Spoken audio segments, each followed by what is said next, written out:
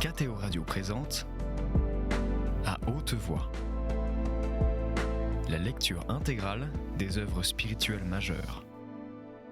Aujourd'hui, Augustin ou le Maître est là de Joseph Malègue.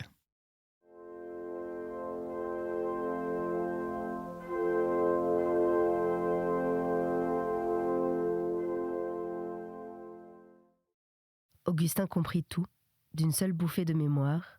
Marguillier, le grand Marguillier, Marguillier le maire et l'ancien avoué, Marguillier sans curé, était sénateur maintenant. Devant des bocs, au fameux café d'en face, ils se demandèrent ce qu'ils faisaient, entrechoquant les réponses au grand rire de leur jeunesse. Marguillier Gustave, ouvrez les guillemets. Passé, ne parlons pas des absents. Présent, le droit. 2e année, option, ça ne vous regarde pas, vieux copain. Futur, ah voilà. Secrétaire de Queuqueminis avant que ça lui arrive à lui-même. Appia, à ton tour. La médecine, mon vieux, 1re année. Appia se tut, ayant l'imagination courte et le culte du fait. Il était le moins changé des trois, une modestie taciturne et calculatrice habitait ses yeux luisants. Quant à Vaton, c'était l'étonnement d'Augustin. Une barbe blond-fauve, avec des coulées jaunes sereins, renouvelait son visage. Ignorant la direction et la densité dans lesquelles il convenait de croître, elle s'essayait de droite, de gauche, renonçait, revenait sur elle-même et se terminait vaporeusement. Vaton, au premier regard, semblait vieilli, désenchanté, revenu de tout, et en même temps d'une jeunesse prodigieusement neuve, étonnée de l'univers, comme s'il eût mis toute son adolescence à s'apercevoir qu'il était splendide et qu'il s'en étonna d'un seul coup pour tout le temps passé. Alors, qu'est-ce qu'il fait, va-t-on ? Ah, des choses, dit Marguillier d'une voix céleste et veloutée. Ses yeux blancs haussés vers la toile rayée de la marquise qui se comporta en l'occurrence comme un substitut de l'azur. Non, il ne fait pas des choses, dit Vaton. Il fait de la littérature. Il souriait à Augustin de ses yeux câlins et tendres, ravi de retrouver une ancienne amitié. Il souriait avec un grand charme de réserve, de rêverie et d'intelligente impuissance. Augustin comprit que la fraîcheur étonnée de son visage venait tout entière de ce regard. Cependant, les répliques se croisaient. Des vers, mon vieux, il fait des vers. Il s'est débaptisé. Va-t-on tout court ? Connaît plus. Connaissons plus. Lui-même connaît plus. Il s'appelle VV. Ses 2 initiales pour Va-t-on Verlaine, une comédie lyrique, 3 actes. Joué ? Méchant. Plus 23 422 autres vers, hors actes et scènes indépendants, francs-tireurs. Publiés ? 45 d'entre eux l'ont été, et payés. Non, 28 seulement. 2 sonnets, c'est 28 vers. Dis, VV, combien t'as touché pour tes 2 sonnets ? Va-t-on, désespérant d'arrêter ce flux, s'était retourné vers Augustin.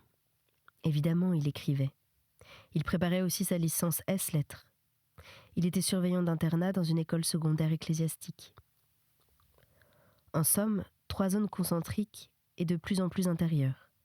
Pion, étudiant, et la 3e n'a pas de nom. Vaton avait l'air d'émettre des mots trop légers pour se tenir en équilibre dans l'air. Il parlait du bout de lèvres paresseuse, avec insouciance, plaisanterie, fierté, et une sorte de riant désespoir. « Tu as vraiment publié quelque chose ? Ou est-ce que Marguillier plaisante ? »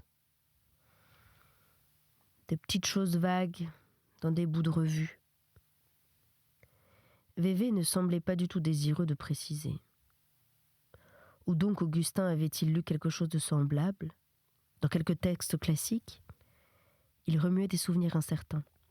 « Tu te présentes à la licence en juillet prochain ? » Non, évidemment. La Sorbonne a négligé de consulter les horaires de mon école, de manière à placer l'explication des programmes dans mes temps libres. Simple oubli. Tu devrais essayer de passer une bourse de licence. Quand se passe-t-elle et comment se fait-on inscrire ?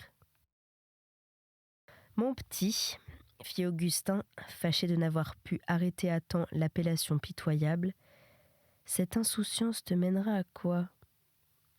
Bon, dit Vévé avec une nuance de susceptibilité qui rappelait l'ancien Vaton. Je ne cherche pas à arriver. Marguillier y suffit. T'en fais pas, dit Marguillier, j'arriverai pour 2. J'ajoute que Vévé n'a pas de maîtresse connue, dit Appia à voix haute et calme, en voyant l'interruption par-dessus la tête des autres causeurs comme un sujet qu'on fait passer. Augustin retrouva tout à coup le texte classique auquel il pensait en regardant Vévé. C'était du La Bruyère. Phédon a les yeux creux. Il croit peser à ceux à qui il parle. Il est mystérieux sur ses affaires, quelquefois menteur. Il parle bas dans la conversation. Il articule mal. Il attend qu'il soit seul pour éternuer. Il n'en coûte à personne, ni salut, ni compliment. Il est pauvre. Tous les traits n'y étaient pas, mais il y en avait quelques-uns. Ils accompagnèrent Augustin jusqu'à son lycée, bavardant à grands éclats, le plaignant de se coucher si tôt, protestant que si on voulait les obliger, eux... C'était Marguillier qui criait. Il le faisait pour 3. Augustin ne trouvait pas désagréable, une fois en passant, cette mousse de plaisir légère, coloriée et sans consistance qui flottait pour quelques heures sur sa vie. Comme l'an dernier, l'écrit se passa pendant 8 torrides jours sous les toits de la Sorbonne. Augustin disserta sur une pensée de Pascal, exposa l'histoire des Pays-Bas de 1609 à 1715, confronta les jugements de valeur et les jugements de vérité, traduisit en grec une page de Fénelon et en français un passage du De Officiis, compara en latin Tite-Live, Salluste et Tacite, et attendit son destin. On écrivait sur de grandes feuilles sortant de l'imprimerie nationale, avec les 1 barrés au milieu. La future chaleur du jour perçait la fraîcheur du matin. Les fenêtres s'ouvraient sur des toitures aux zinc inquiétants. À midi, on disposait sur le coin de la petite table, de chaque côté d'un chiffre blanc, la demi-bouteille de rouge, le café, les sandwichs, réunis par l'économe. On déjeunait en se relisant.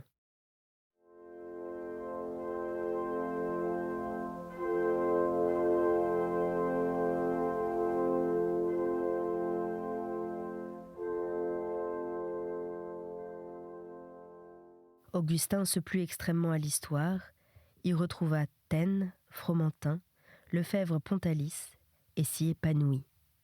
Mais il s'enchanta de la philosophie, montrant la compénétration des 2 formes de jugement, ou les cas où la nature elle-même faisait des jugements de valeur. En latin et en grec, il glissait patineur de grand ordre sur des surfaces lisses, là où d'autres haletaient et tombaient. Derrière lui s'agitaient les inquiétudes et les destinées.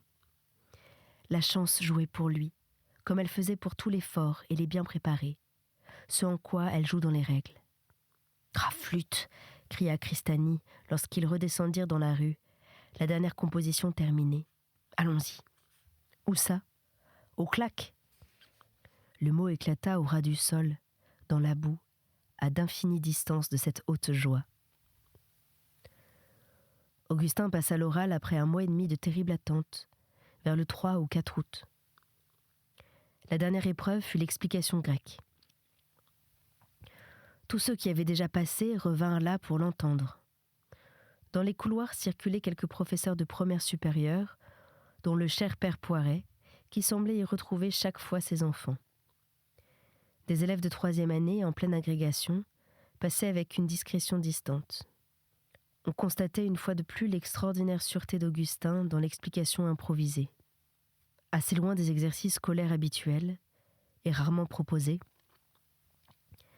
le texte, un chœur d'Eschyle, lui fut présenté dans une édition allemande sans notes. Le vieil helléniste, maigre, à la pomme d'Adam plein de poils, avait peut-être fait exprès de la choisir. À chaque traquenard tranquillement élucidé, on entendait sobre et presque muette des appréciations que le vieux savant énonçait comme pour lui-même. « Fort bien, monsieur. Parfaitement vu. » Déçu, le sphinx s'allait suicider dans les roches. Quand ce fut fini, sans transition, « Ferez-vous du grec, monsieur, à l'école ? » Je n'ose trop l'espérer, avec des notes de philosophie comme les vôtres. Enfin, je vous remercie de cette explication, dit-il d'une courtoisie froide, d'où tout sourire était banni. Brûle passait 7e, Paulin Zeller 11e, Cristani restait sur le pavé, tête de liste des refusés. Augustin entrait premier. Les tensions des derniers jours avaient été pénibles pour tous, même pour lui. « Ne nous la fais pas à l'angoisse, » disaient ses camarades, espèce d'infaillible, mécanique sans panne, cacique, terme dont on désigne le premier. Sous ces gros mots, capitonnés, par en dessous et bourrés d'amitié, Augustin fléchissait, ému, bien plus qu'on ne croyait. Quand la grande place arriva, le caciquat, illustre, qu'avaient occupé avant lui des personnages comme Taine, quand le vieil universitaire académicien, qui dirigeait l'école, eut servi aux ennemis le discours de haute pédagogie où il se plaisait, que le surveillant général en tête d'artiste triste y eut joint les détails pratiques d'ailleurs répétés dans un imprimé, que tous se furent gavés du bassin intérieur et des 4 corridors autour d'un jardin morne, identique comme un sol devant 4 miroirs, Augustin se retira doucement, assommé, lourd d'il ne savait quel poids écrasant. Gonflé d'émotions et de souvenirs, comblé d'une gratitude envers les siens, déchirante et irrassasiée, en proie à un douloureux, insurmontable bonheur, il tremblait de vertige, comme s'il sentait sous ses pieds les aiguilles extrêmes d'une immense ascension alpestre. Il avait besoin d'appuyer sa tête. Il n'en pouvait plus. Il s'en fut, étouffant ses pas, dans le parloir qu'on trouvait à l'angle gauche du vestibule, entre la porte d'entrée et l'escalier du directeur. Il enfouit son visage au milieu des grands rideaux administratifs et sanglota dans leur poussière. La rue, quand il sortit, restait identiquement provinciale. Les grands événements n'y changeaient rien.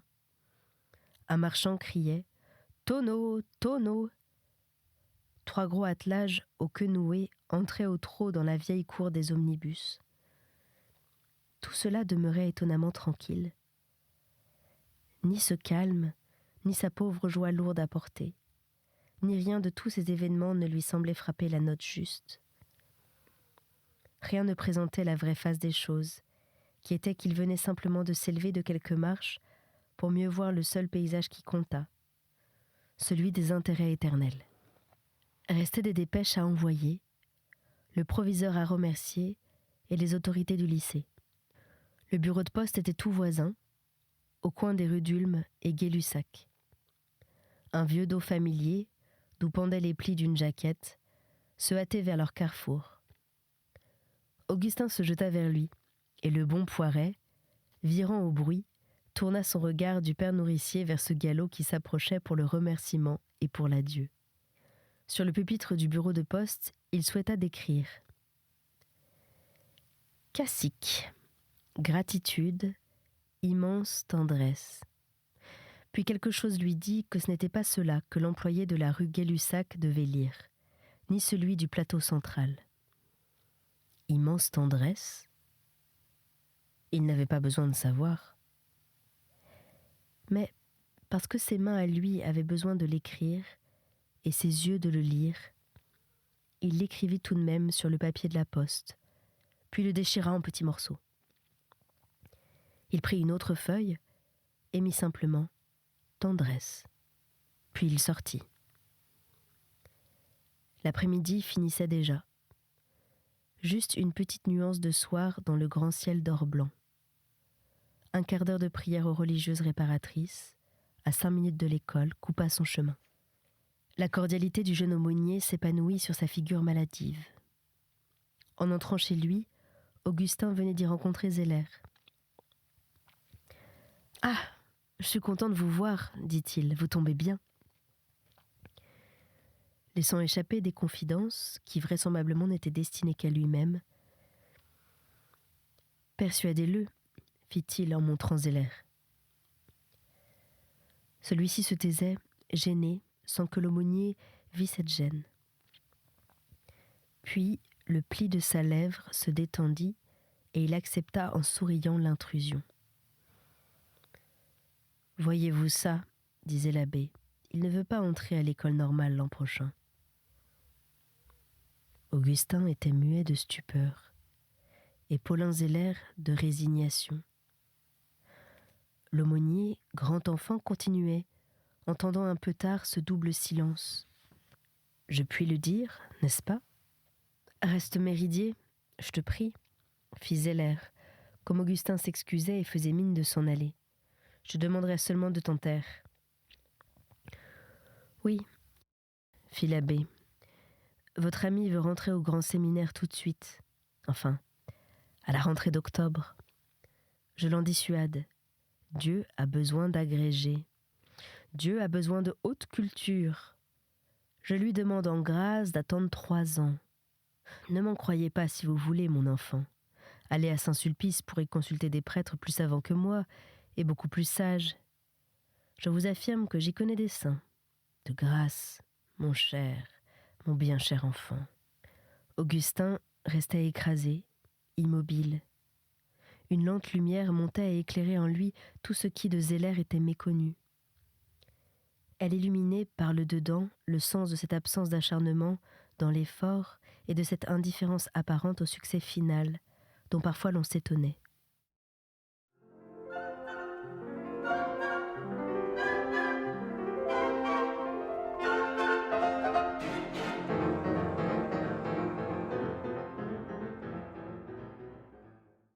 Dans l'âme délicate et vite fermée de Paulin Zeller, les confidences s'étaient taries.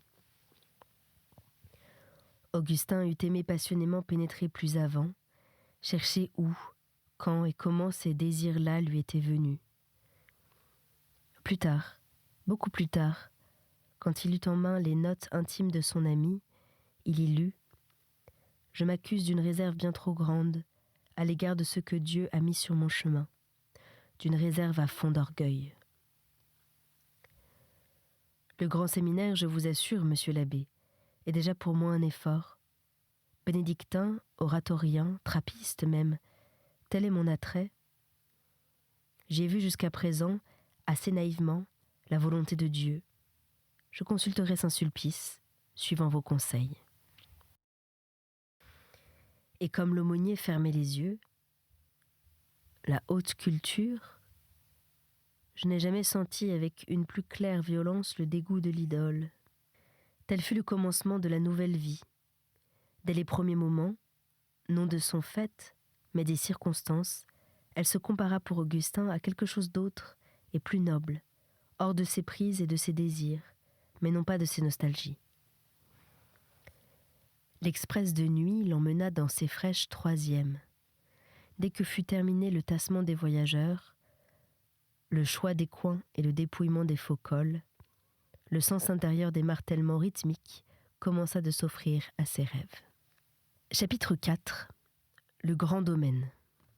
Malgré la gêne monétaire où vivait le ménage, Madame Méridier trouva le moyen de fournir à la petite Jacqueline la cure d'air à la montagne dont elle avait besoin. Au grand domaine, depuis longtemps, les vieux parents étaient morts. Restaient des cousins et cousines de noms variés, et le chef était le cousin Jules. La parenté devenait trop lointaine pour que Madame Méridier pût être hébergée comme autrefois. Elle proposa de payer. On savait le cousin Jules pas très commode, obscurément riche et d'une âpreté silencieuse. Il répondit, sur du papier quadrillé de paysan, une lettre calligraphiée disant qu'il ne trouverait pas chez lui toutes les facilités qu'il avait à la ville, que pour du bon air, bien sûr, il aurait du bon air. Et tant qu'à l'argent, que ce ne soit pas ça qui les empêche de faire profiter du bon air la petite cousine, parce qu'on s'arrangerait bien toujours. Il donnait des nouvelles de son fils aîné qui était professeur à son séminaire de Paris. Le jeune habitait chez sa femme, qui avait attrapé la mauvaise santé. Il énumérait en terminant tous ceux à qui il disait bien des choses et signait d'un paraphe compliqué et encerclant. On partit dans la première semaine d'août. La veille, Méridier montrait à Augustin une carte au timbre suisse. « Elle devrait être adressée, dit-il. » Madame Desgraisses des Sablons félicitait le jeune lauréat, assez heureux pour faire tout ce qu'il veut. « Elle possède, ajoutait-il, l'art des mots charmants. » Le souvenir des Sablons traversa Augustin. 2 ans déjà. Ni lui, ni son père n'avaient eu l'occasion d'y revenir. Les châtelains y passaient quelques semaines au temps des chasses. Le grand domaine, à la fois connu et inconnu, Augustin le retrouverait très semblable et très différent. Les souvenirs et les choses allaient au-devant les uns des autres, s'essayant, se confrontant, comparant des tailles changées. La grande cuisine dallée, les placards au lit clos, une lourde trappe de cave taillée dans le chêne du plancher, semblaient des images de l'ancien eux-mêmes, rapetissés et brunis par le temps. Seule l'odeur ressortait, fidèle, violente, montrant des traînées, des manières de filon ou de veine, où s'insérait la laine essentielle, l'arôme grave et général de meubles anciens et de vieillesse humaine. Ce parfum de passé introduisit les autres fantômes. Des images de très vieux grands-parents, ressuscités à travers tant d'années, rôdèrent sur le corridor de pierre, dans la vaste cuisine brune et le salon où mangeaient les maîtres. Les rencontrer n'exigeait pas beaucoup d'efforts, ni de gratter longtemps le terreau sur lequel leur visage dormait. Certains baisers frénétiques posa encore sur la joue d'Augustin la molle humidité de lèvres sans dents, et cette tendresse désespérée qui compensait par l'intensité de l'étreinte la proximité du jour où les vieux bras n'éteindraient plus. Saisie une fois pour toutes à l'instant même de son baiser, intouchée depuis lors, la vieille grand-mère revint exhumée et désembaumée, dans l'état exact où on l'avait vue pour la dernière fois. Beaucoup moins nette qu'elle, le grand-oncle patriarche, pacifique et vieillissant, passait près d'un petit garçon qui était Augustin, pour s'essuyer une fois de plus dans l'essuie-main de la cuisine, à une hauteur que cet enfant n'atteindrait jamais. C'est à cette image unique et singulière que l'enfant, jadis, comprit combien le grand-oncle était vaste, lourd et colossal. Voilà pour le grand-oncle. C'était bien fini pour lui aussi. On ne le verrait jamais plus. Et maintenant le cousin Jules se trouvait le maître du grand domaine. Augustin se rappelait sur sa silhouette, alors finaude et effacée, la petite barbiche rousse dont il tirait les poils. Il tenait de sa mère, disait-on, et l'on retrouvait, chez cette délicieuse Marie de Labro, ce nez long, fouineur, un peu déporté sur la gauche, qu'ils étendaient tous les deux aux visiteurs et aux événements, comme d'autres présentent la main. Il était très évidemment le maître, au moins autant que le vieil oncle autrefois, avec moins de pesanteur et de volume, une moindre affirmation de toute sa personne. Non qu'il en fût incapable, mais parce que c'était inutile. Il suffisait, pour s'en rendre compte, de le voir se soumettre le grand Mestreval roux, tavelé, comme une peau de bête, à la fois rude, sauvage et doux, très haut, debout devant le maître froid. Le cousin commandait sans geste, avec un certain air qui montrait ses dents jaunes, juste au-dessus du petit bouc grisonnant. Il portait la blouse des gars de ferme, mais plus soignée, bleu foncé, presque noire, embellie de piqûres décoratives autour des grandes poches à portefeuille. Au-dessus d'elle, le cousin mettait les jours de semaine une veste de chasse, marque de son rang social traditionnel sur les domaines. Laineuse, lourde et sentant le suin, des boutons la décoraient à motifs synégétiques, hure de sanglier dans un enroulement de corps. Le dimanche, il revêtait un habit de tissu noir. À côté de lui, servile, inquiète, toujours affairée, se tenait la femme du cousin Jules, cette grosse et insignifiante Noël, bonne beurrière, parfaite à la basse-cour, et qu'on savait riche. Quelque chose avait décidément changé, qu'on ne devait plus voir souvent, ni dans ce domaine, ni dans d'autres tout semblables, où se morcelait l'unité géologique des grands plateaux volcaniques. Jadis, c'étaient des baisers voraces sur des joues d'enfants, du bruit ou la gêne d'une timidité heureuse, de belles nappes frustres, attendant dès le matin les mangeurs, toute la cordialité tendre de la parenté. Maintenant, la venue se bornait à un plaisir mitigé d'étonnement, tempéré d'une sorte de vague inquiétude qui vous arrivait en un étroit filet de lumière verte dardé par l'œil de Marie de Labro, droit sur le vôtre. C'était À haute voix, une émission de KTO Radio. Aujourd'hui, Augustin ou le maître est là de Joseph Malègue. Lecture, Anne-Céline Pellarini. Captation et réalisation, Aymeric Plouminec et Thibaut Dagalier. Une émission disponible en podcast sur ktoradio.com et sur l'application KTO Radio.